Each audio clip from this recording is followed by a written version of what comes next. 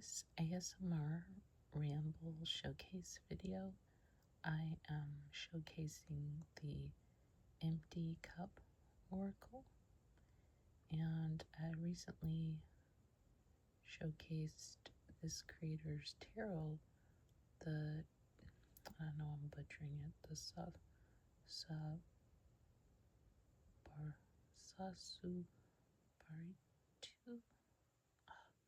tarot. I'll put in the comments the link so you have it. Sorry about the lighting. It's night, like deep night. I'm having trouble sleeping, and sometimes making these videos can help me relax. They don't give me ASMR, tingles or things like that, but I think just, focuses my mind somewhere else, and makes me move at a slower mental pace. So, this is the box of the deck. Well, I already have the bottom off, but this is the top of the box. This is the bottom of the box. It's actually a very beautiful box. I found lately that I think I have a very strong affinity to blue decks, a particular type of blue or hues of blue. I think it's one reason the Endless Oracle really first spoke to me. So here are the card backs, very smooth. But I really like that color pattern. So what I'm gonna do, like I do in many of these videos, is I'm going to I'm going to show you each of the cards, and in this case, I'm probably just gonna pick one or two to read the book from versus to a reading. I got 3-card pull, and that's for a couple reasons. One, it's an oracle deck, which can, for me, sometimes make that a little harder. Two, she doesn't have particular spreads, so I don't follow anything there. And 3 is the middle of the night, and my brain's not necessarily working right or well. So I don't know that I'd be able to sort of synthesize something, but I can at least show you the cards, read you some of the entries so that you have a sense of what this deck is about. So let's go ahead and get started. Oh, this is the one when I actually shuffled and pulled when I first got it. I got Creator. So let's go and actually start with the reading, and then I can pull more cards. So Creator, it says, creators are marks, scars, memories, evidence of impact, past trauma.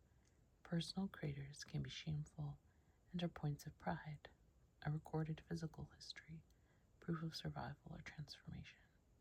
They can be externally or self-inflicted. They can exist on inanimate objects and on our bodies. Can we forgive ourselves and or others and see the beauty in the scars? I haven't used this deck much, but even that card alone, I really like that that even in that short paragraph, there's a lot of complexity. It's not sort of one thing or the other. Like, something can be shameful and a point of pride. Something can be traumatic and transformative. We can inflict trauma or have trauma inflicted upon us. So I like that. So let's keep going. So we have Whistle. And these are out of order because I shuffled them. That one's interesting. It reminds me, when I first saw it, I did notice the whistle. I saw this and I thought it was a rosary. Map. One thing I like about this deck, Telescope, is that, let me see, I think she writes it in the beginning, that she made it on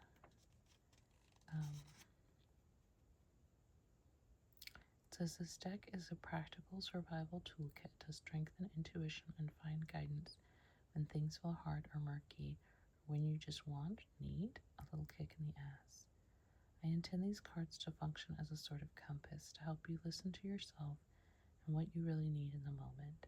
The messages in these cards are things you already know, but if you're anything like me, reminders are nice. The symbolism and iconography are inspired by growing up as an Asian American in the Pacific Northwest, playing in the woods and in the dirt, looking up at the stars, falling, getting hurt, getting up again, and falling again.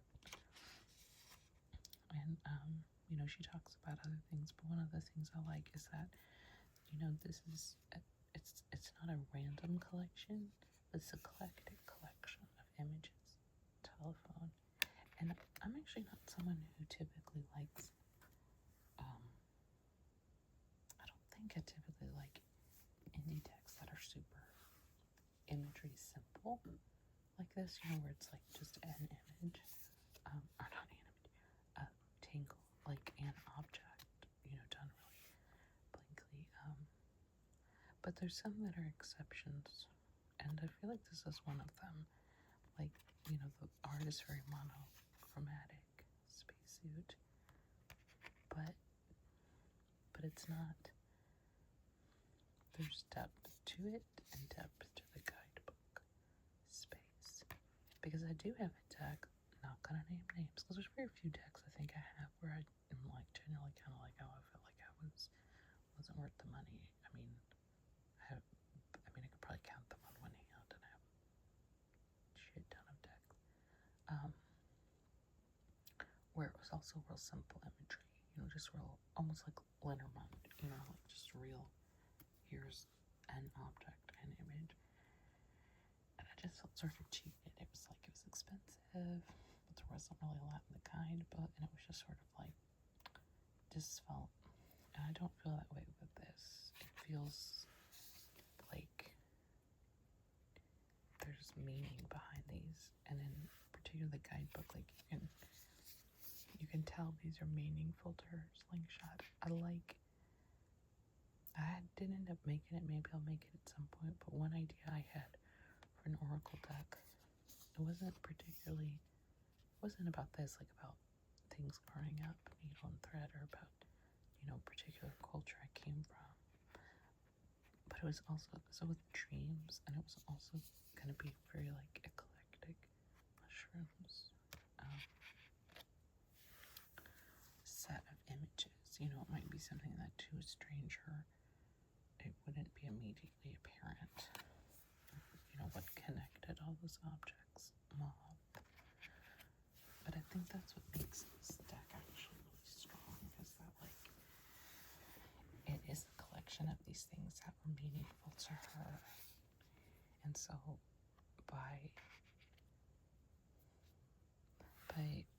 having the guidebook help, I feel like direct, at least, direct you to what to her these images can mean or have meant. Just there's a lot of strength to that, like matchbook makes me think a lot about how our personal experience in life, shooting stars, if we really engage these experiences in a thoughtful way, that we can make a lot of meaning out of them, right? And there's a lot of uniqueness to each of everybody's experiences are, it's cliche, but it's like we're all the same and we're all different, right? We're all just variations of the same thing, being human. But brooding shears, there's like an infinity in that variation. And so seeing someone almost like curate pinky promise objects and experiences and archetypes and things like that, stinging nettle and making meaning out of that's just really beautiful and very meaningful and net. And while I haven't worked with this deck a lot, I feel like it has a lot of potential because of that, because I can already, to me, I can already feel a sense of like the empty cup. Again, like the sense of meaning around it. That she chose these images with maybe intentions were a better word, with intention, and connected them with meaningful thoughts, which I think when they've come out of diving element, they're an expression of a human being's, a particular human being's life out in the world, cutting board, and that's an amazing thing. I feel like in some ways that's one of the real beauties nest of something like oracle decks, tarot decks, but I feel like especially oracle decks, the moon, there's a lot of freedom and expression between the visual and the written and the interactiveness lungs. I really do, I think, give you a chance to benefit from not the lives and philosophies and thoughts and feelings of other people, the people who created these decks. I think it's one of the things I like about indie decks. It's not that they're not there in mass market decks, because there's many mass market decks, right, that were written, this Forgive Me Not, were originally an indie creator. And even if it wasn't an indie creator, I mean, someone created them, right? But it's just, I feel like because you're buying them from the person who made them, Flying Fish, it's just easier for me to feel a connection, whether that's just because it's in my head or what, but to feel a sense of like, this is a human being who made this. Courage. Yeah, I don't know what my roadblock is with mass market. I like my mass market decks. There's one I really love. Concentric circles. But there's others where I don't get to see the experience. Again, that may just be a total bias in my head.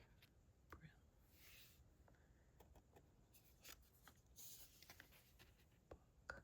So if you like sort of people sort of self-curated, like this, curated objects or ideas, in that way it's similar to something like, I would say, like the Everybody's Oracle, very different art. But the Everybody's Oracle by Sarah Kathleen, because what I'm thinking of, it's also the collections were all eclectic. Like, I think there's like the panda, but then there's like different feelings and stuff too. So it's not all just like the same, even genre of words. Whereas I think this one's even at least all just nouns. What was I gonna say? So I think if you like that, where someone sort of is taking images. Sorry, that's a bird in the middle of the night, which I really don't understand because it's not an owl. That was really weird. I don't know even know if you could hear that, but I'm trying to think of other examples of this. But anyway, if you like these sort of eclectic object decks, with blindfold oracles where someone has, chosen these things based on maybe their own experiences, there's ancestors. I'm gonna take this now and look what I'm gonna do. I'll put the crater back down so you can kind of see if it takes me a while as I ramble through. Again, it's the middle of the night, so I'm sorry.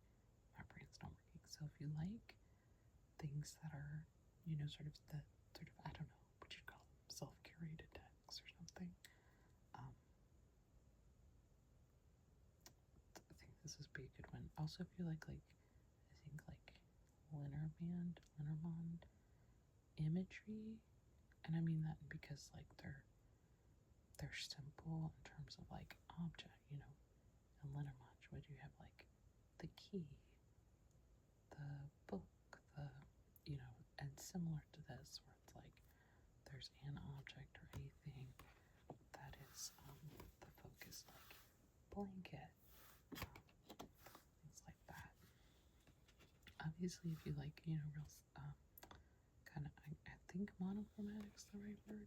Like the backs are this beautiful blue, it's really rich blue, and then the drawings themselves are more like browns and blacks. I think they're all browns and blacks, and even the blacks I think are kind of like sort of brown or brown gray, and even the dichotomy between those. I'm trying to think other texts that this reminds me of, if it reminds me of other texts.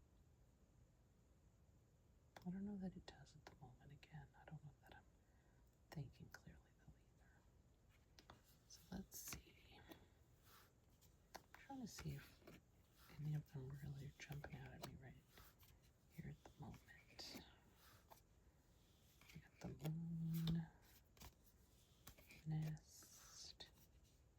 See, like I love things like this.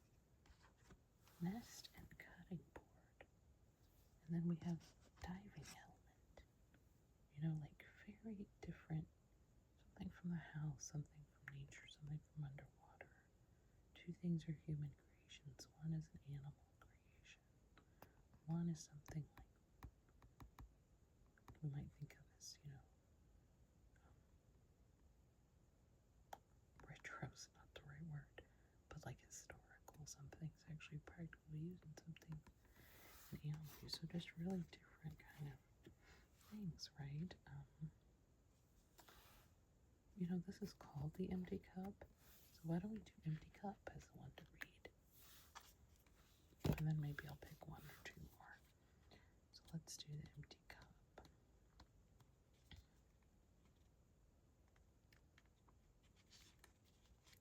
Forget the cup half empty, half full crap for a moment. This cup is empty. This object whose purpose is to contain is currently not doing that. Emptiness, absence, lack. In this instance, the void is the most precious. The empty cup holds the most potential and can be filled with anything, and then drained, and then filled again. Pouring more into a full cup cannot fill it further. In order to add anything new, you must start over. Treasure the space, embrace the yet unsatisfied potential for giving. And then she has a quote from a woman named Madeline Beck. Start over, my darling. Be brave enough to find the life you want and courageous enough to chase it. Then start over and love yourself the way you are always meant to. Well, that's very beautiful.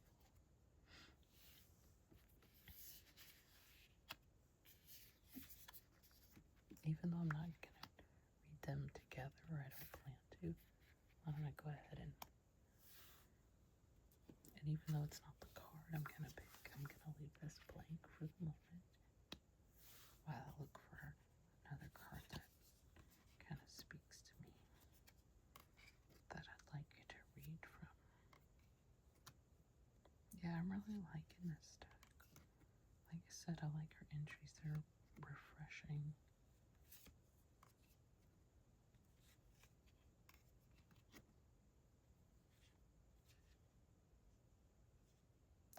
I might do more than 3, but let's go ahead and do this one, the matchbook. If I do more than 3, it'll probably just be one more after this. So, matchbook.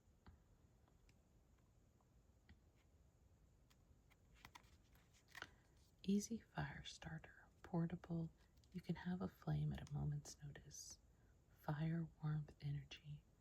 Think about burning with a clean flame. Minimizing the smoke weighs the byproduct. Think about efficiency and using resources wisely. Think about the power that comes with this tool. You can use it to cook, to warm, to smoke, to burn incense.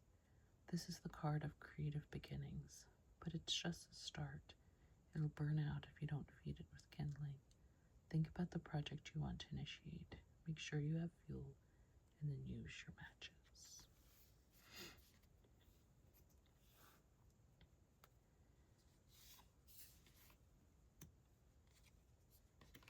And I'm just going back here slowly through these cards. I'm trying to decide if there's another that I'd like to show. It's interesting, the space ones. There's not quite a few. There's a few of them, and they're all dark. I mean, like they're all, whereas these have like single images. The space ones are like this. So there's space, crater, I think the moon, and shooting star. They all, I believe they're the only sort of fully, they're not colored in terms of having color, but color in terms of like their color goes across the whole page. Not page, card. Spacesuit. Tangle. Maybe I'll do telephone. I like that. I'll do some old-timey telephone. Not old-timey, but you know what I mean. Like, you're a kid.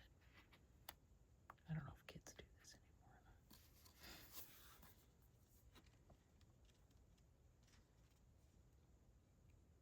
You know you're getting old when. I think it's like, you know you're getting old when, not necessarily you know something, but when you don't know whether like people still do something or not. It's like maybe they do, maybe they don't, have no clue. I'm so out of touch. Alright, telephone. Communication, translation, miscommunication, misunderstanding, breakdown. Thinking here of old school tin can and string telephones and texting. Even communicating face to face isn't always foolproof. Remember that there are barriers to expression in any tool. This card is a reminder to ask questions, ask for clarity, shed off expectations in mind reading. So much distress and drama can be avoided with clarity, only speaking your truth and engaged, active listening. Is there a situation making you uncomfortable? Is there something you're unsure of, or are you afraid to look foolish and would rather just assume? Just ask, be brave, and speak clearly. That one really rings true a lot for me right now. Working on some issues with communication related, and one of those for me is like, yeah, in person, sometimes harder. Like you can miscommunicate over text, right? Like you can read into people what they wrote. Be like, oh, if you've ever seen it, there's a Key and Peele sketch where that exemplifies this perfectly, where they're texting each other and one guy takes it one way and the other takes it another. It's like to the extreme. But for me, I actually, probably the way I'm most likely to miscommunicate is in super close relationships in person. So like in my partnership, for example, like I'm someone who takes in a lot of information. So like we all do, but like some of us are overloaded, right, by like facial expression and, you know, intensity of the stare and body movement, and not even getting yet to words, tone of voice, cadence, any of that. So sometimes in person it's harder. It's easier to miscommunicate for me because it's like there's so much going on, and you're trying to respond to so many different things at the same time. Whereas like, oh, if it's just the words, yeah, you can ask clarifying questions. It just simplifies things. Or even talking on the phone. I like talking on the phone because you've got tone of voice, you've got the words, and you've got like the spaces between words. But you're not having to worry about facial expressions or, again, like whether someone looks tired or not, you know, that kind of stuff. So point is communication is different for different folks. But anyway, I like her using this, especially because it's something that, like, even if you've never done this before or have never seen it, once you learn about it or know it exists, it's an easy thing to relate to. You know, like, we may not always have phones. You know what I mean? Like iPhone type phones. You know, a decade from now, 5 years from now, who knows? But we can all take 2 cans and put a string. You know what I mean? There's certain things that it's like, I mean, a book is another example. You can read on different devices. You could read on a Kindle or a Nook or on your phone or online. But books have been around for hundreds of years as a physical codex, and that's an image that's just recognizable and likely to be recognizable for, you know, at least probably longer than something like iPhone. You know, like, there's so many icons, right? Like the disc. Right now we still use it in, like, on Microsoft Word, right? When you save, it's like a diskette. It's like people can't even remember. I think we might have still had them when I started college, but I don't even think we had them then. I know we had them in high school, but it's like, I was like decades ago. So anyway, the point is, like, there's certain things that are unlikely, even if they're not, like, I don't even know what I'm trying to say. It's truly it. Some of these ramble videos truly are ramble videos. So if you're my ASMR folks, you might have stuck around for that because that's what you're here for, an ASMR ramble. If you're here for the tarot oracle part, you might have given up by now and said, what on earth is she doing? And that's fine. Also, if no one watches this, that's fine too. It's helpful for me, and I'm enjoying talking to the ether.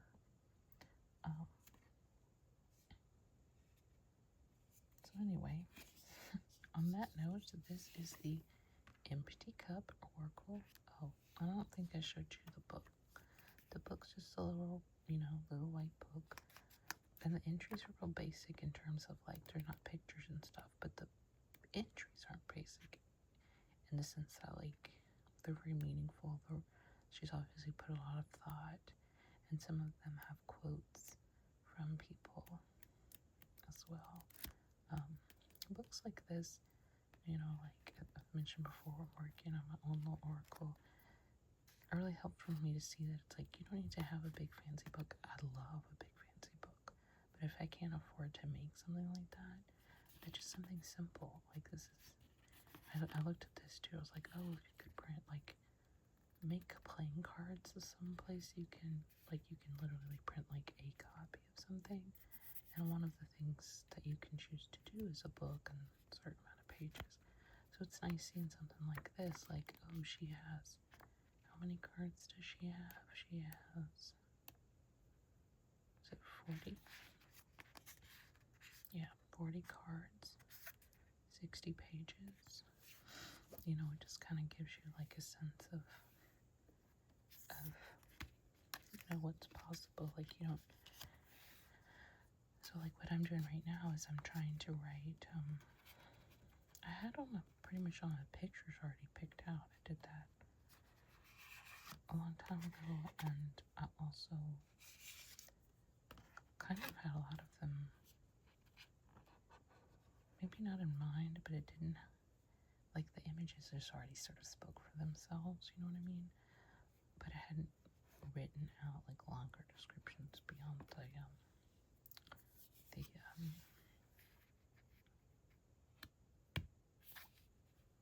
like, keyword or key phrase. But this is helpful looking at this because it really does make it seem like, oh, that's a doable goal. Like, that's something you can put together, and that it doesn't have to be